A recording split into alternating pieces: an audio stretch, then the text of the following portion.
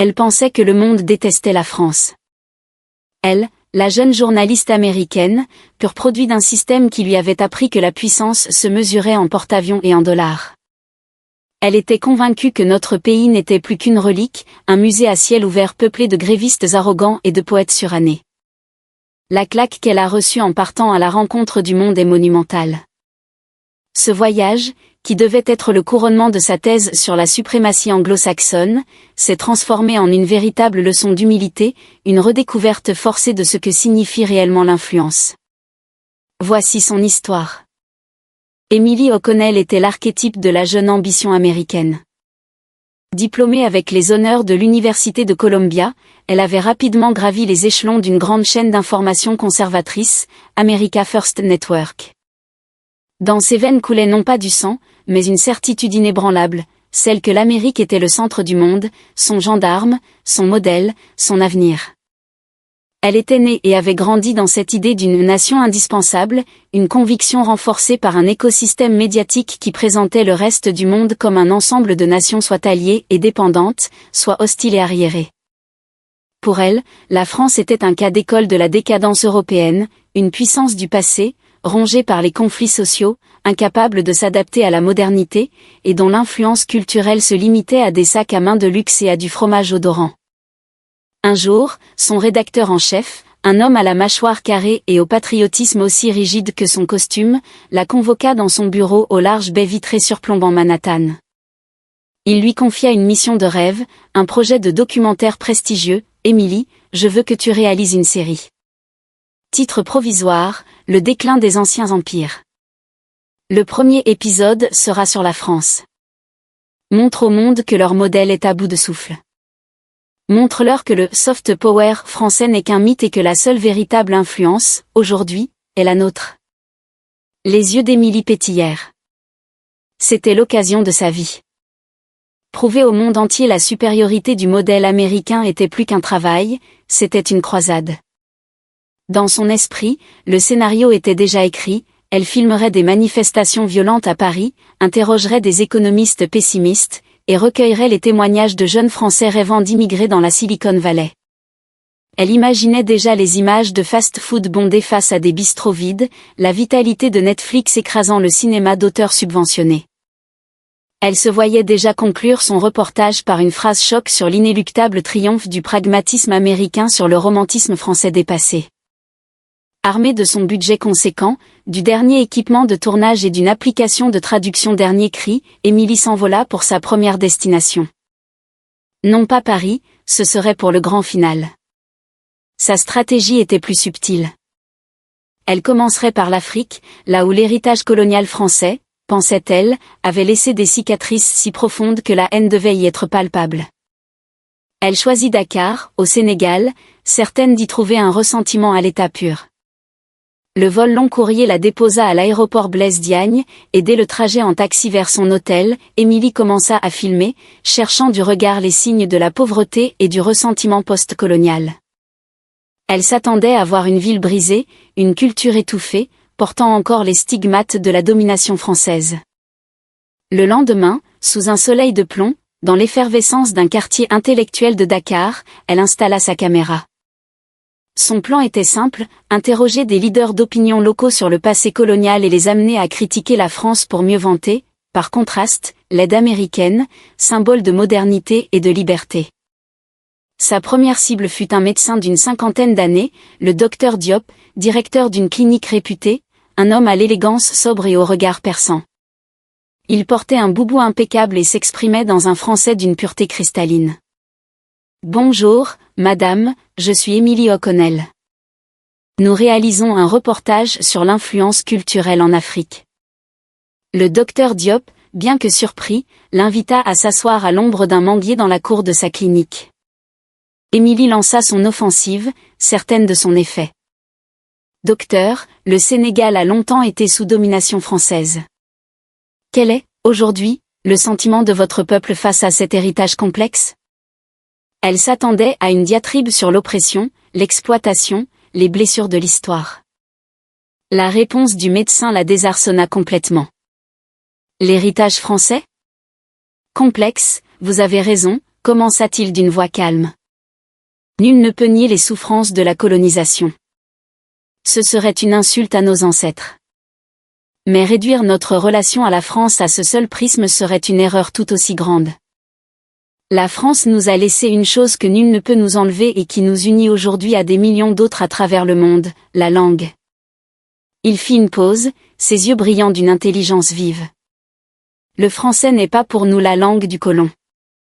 C'est la langue de Senghor, de Césaire, la langue de la diplomatie, une fenêtre ouverte sur une pensée universelle.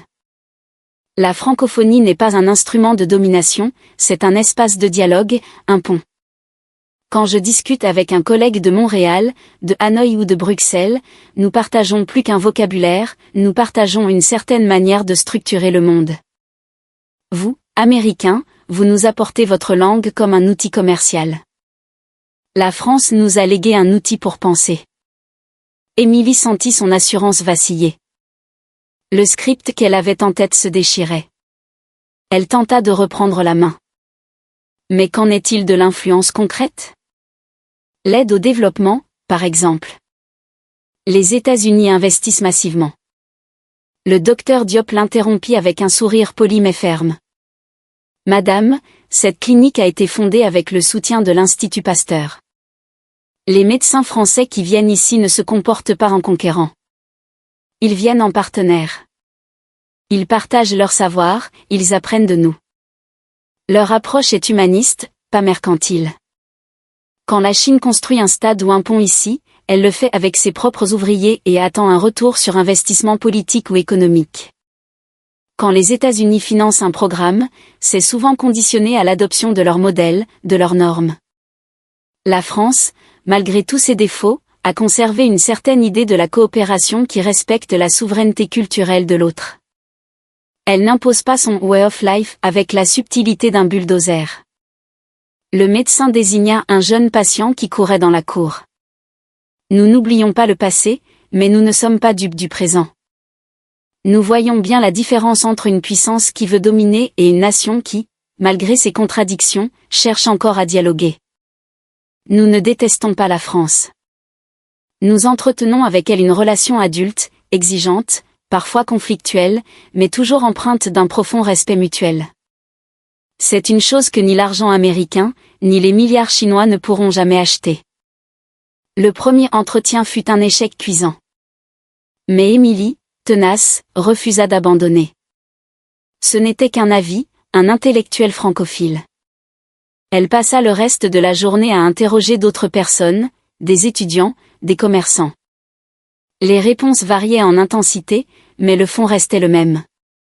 Une reconnaissance de la complexité historique, mais une affection surprenante pour la culture française, perçue comme un rempart contre l'uniformisation agressive de la mondialisation anglo-saxonne. Frustrée, Émilie plia bagage. L'Afrique était trop compliquée, trop nuancée. Elle avait besoin d'un terrain où la puissance américaine était indiscutable. Sa prochaine destination, le Japon. À Tokyo, dans le tourbillon de modernité et de tradition, Émilie était sûre de trouver ce qu'elle cherchait. Le Japon, allié stratégique des États-Unis, base militaire américaine, marché inondé de produits culturels américains. Ici, la France ne devait être qu'une note de bas de page. Elle choisit le quartier chic de Ginza pour ses interviews, espérant y trouver des jeunes cadres dynamiques, tournés vers le modèle américain de réussite. Elle aborda 2 jeunes femmes d'une trentaine d'années, impeccablement vêtues, sortant d'un grand magasin. Elles travaillaient dans la finance et parlaient un anglais parfait. Bonjour, je réalise un reportage sur les influences culturelles au Japon. En tant que jeune professionnel, quel modèle vous inspire le plus, le modèle américain ou le modèle européen, français par exemple? L'une d'elles, nommée Yumi, répondit avec un sourire poli. Ah, c'est une question intéressante. Bien sûr, pour le travail, le business model américain est une référence. L'efficacité, l'innovation. Nous l'étudions et nous l'adoptons. Émilie jubilait intérieurement. Enfin. Donc, la culture américaine, son dynamisme, ses films, sa musique, est plus pertinente pour vous que la culture française, n'est-ce pas? C'est alors que sa collègue, Akiko, prit la parole, son expression devenant plus réfléchie. Pour le travail, peut-être. Mais pour la vie. C'est très différent. La culture américaine est bruyante. C'est le fast-food, les blockbusters qui explosent, la musique à plein volume. C'est excitant, mais c'est aussi épuisant. C'est une culture de la consommation de masse. Elle marqua une pause, ajustant l'anse de son sac à main, un modèle iconique d'une grande maison française. La culture française, c'est autre chose. C'est l'art de vivre. C'est la subtilité d'un parfum Chanel, la perfection d'un croissant, la complexité d'un film de Godard. C'est une culture qui nous apprend à prendre le temps, à apprécier la beauté dans les détails. Yumi acquiesça vivement. Exactement. Nous travaillons comme des Américains, mais nous aspirons à vivre comme des Français. Lorsque nous voulons célébrer quelque chose, nous n'allons pas dans un dîner. Nous réservons une table dans un restaurant français étoilé. Quand nous voulons nous faire un cadeau, nous ne pensons pas à la dernière start-up de la Silicon Valley, nous rêvons d'un carré de soie Hermès ou d'une pièce de chez Dior. Émilie, abasourdie, tenta de rationaliser. Mais c'est du luxe, des produits de consommation pour une élite. Non, rétorqua Akiko avec une fermeté polie. C'est une philosophie. C'est l'idée que la qualité prime sur la quantité, que le savoir-faire artisanal a plus de valeur que la production de masse. C'est un respect pour l'histoire, pour l'esthétique. L'Amérique nous vend des produits. La France nous vend un rêve, une inspiration. On respecte la puissance américaine. Mais on désire le raffinement français. Ce n'est pas la même chose. Les deux jeunes femmes la saluèrent et s'éloignèrent, la laissant seule sur le trottoir animé, son micro à la main, ses certitudes s'effritant un peu plus. Les jours suivants à Tokyo ne firent que confirmer cette tendance. Elle interrogea un chef cuisinier qui vénérait Paul Bocuse, un étudiant en art qui ne jurait que par le Louvre, et même un programmateur informatique qui passait ses soirées à regarder les films de la nouvelle vague. La puissance américaine était un fait établi, une présence militaire et économique incontournable. Mais l'influence française était une aspiration, un idéal de beauté et d'intelligence qui semblait toucher une corde bien plus profonde dans l'âme japonaise. Désespérée, Émilie se retrouva un après-midi dans le parc de Ueno, assise sur un banc, regardant les familles se promener. Une vieille dame, à l'allure digne et au sourire doux, s'assit à côté d'elle. Engager la conversation avec elle semblait moins intimidant. Après quelques banalités, Émilie lui posa une question plus large sur ce que le monde extérieur avait apporté au Japon.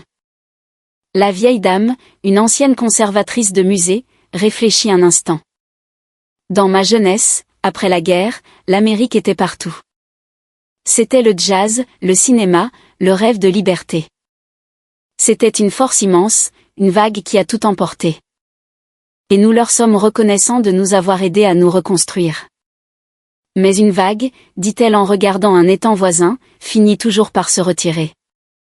Ce qui reste, c'est ce qui s'est déposé doucement, ce qui a infusé. Elle tourna son regard vers Émilie. Savez-vous ce qui a le plus influencé nos artistes à la fin du XIXe siècle? L'arrivée de vos navires de guerre ou les estampes japonaises qui ont fasciné Monet, Degas, Van Gogh à Paris?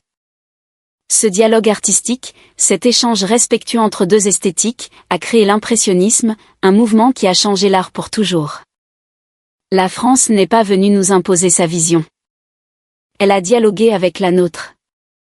C'est cela, la véritable influence. Ce n'est pas le bruit du canon, c'est le murmure de l'inspiration.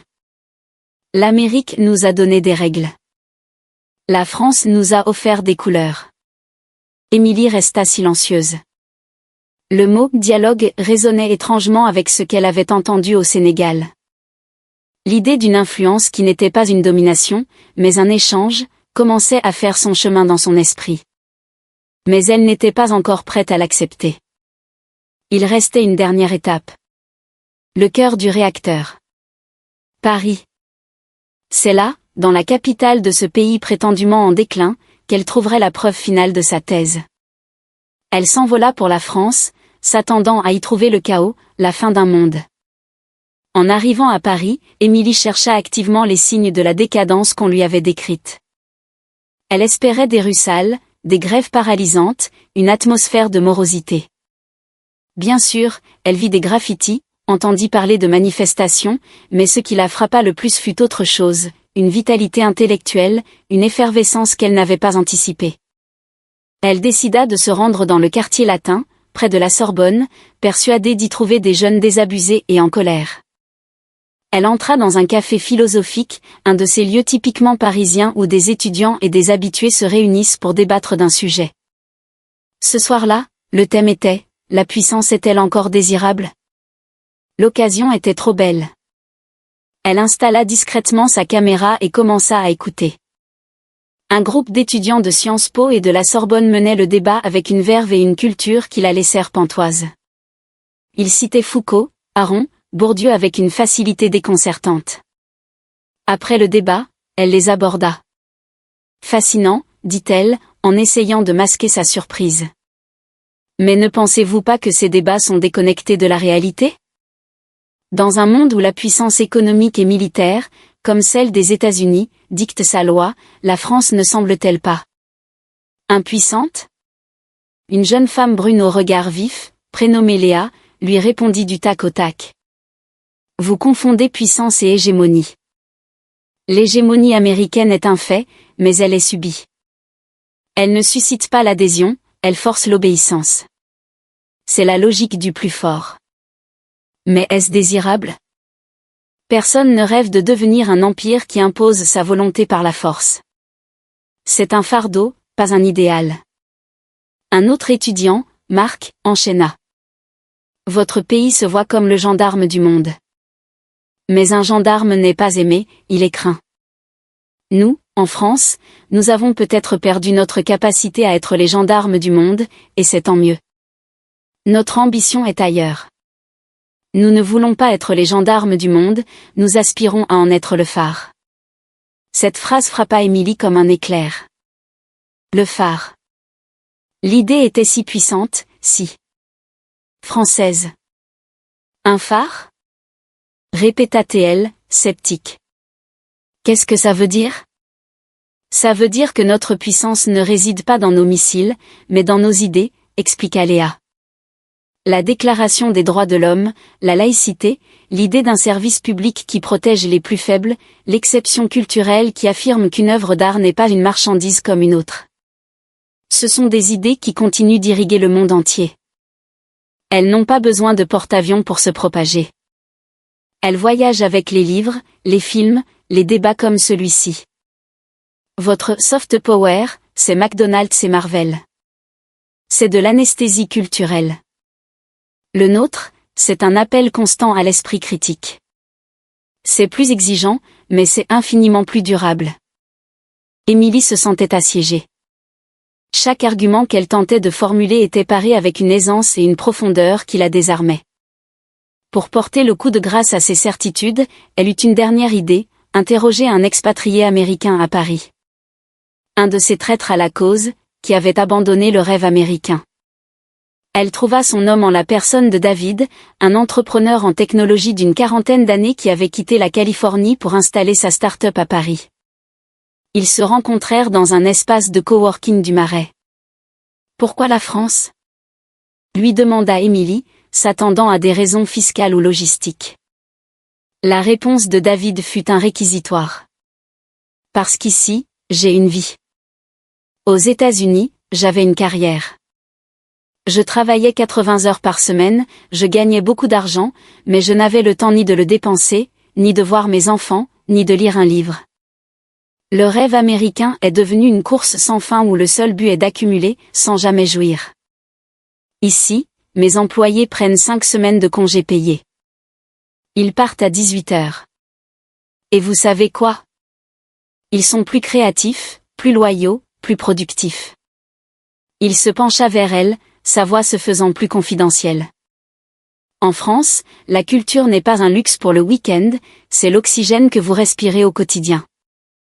La beauté des rues, la qualité de la nourriture, l'importance accordée à la conversation, au débat. Tout cela nourrit l'âme. J'ai quitté un pays obsédé par le standard of living pour un pays qui se préoccupe de la qualité de vie. Croyez-moi, je me sens plus libre ici, avec vos impôts et votre administration prétendument tatillonne, que je ne l'ai jamais été dans la Land of the Free, où la moindre maladie peut vous ruiner et où le débat politique est devenu une guerre civile de tranchées. Le lendemain, Émilie était assise dans sa chambre d'hôtel, les enregistrements de son périple étalés devant elle. Dakar, Tokyo, Paris. Pas une seule voix n'avait confirmé sa thèse. Au contraire, chaque témoignage avait contribué à ériger le portrait d'une France dont l'influence était plus profonde, plus subtile et peut-être plus essentielle que jamais. Une influence non pas basée sur la domination, mais sur l'inspiration, le dialogue et l'art de vivre. Le voyage qui devait prouver la supériorité de son pays avait fait voler en éclats toutes ses certitudes. Elle avait vu de ses propres yeux que le monde ne comparait pas la France et l'Amérique sur le même terrain. On ne demandait pas à la France d'être la plus riche ou la plus forte militairement. On attendait d'elle autre chose, qu'elle reste un contre-modèle, une alternative, une exception culturelle et vivante. Un phare. De retour aux États-Unis, Émilie présenta ses conclusions à son rédacteur en chef. Le reportage ne fut jamais monté. Le projet de série documentaire fut discrètement annulé. Officiellement, sa carrière avait subi un revers. Mais intérieurement, une transformation immense avait eu lieu. Elle avait appris que la valeur d'une civilisation ne se mesure pas à sa capacité à imposer son modèle, mais à sa faculté d'enrichir l'humanité. La culture, ce n'est pas une compétition. C'est un patrimoine commun. Et dans ce patrimoine, la voix de la France, celle qui parle de liberté, d'égalité, de fraternité, mais aussi de beauté, de gastronomie, d'esprit critique et de temps retrouvé, cette voix-là, le monde n'est manifestement pas prêt à la laisser s'éteindre. Car la France n'a pas besoin d'être la plus puissante pour être aimée. Il lui suffit, simplement, d'être la France. Et cela, visiblement, le monde entier le comprend bien mieux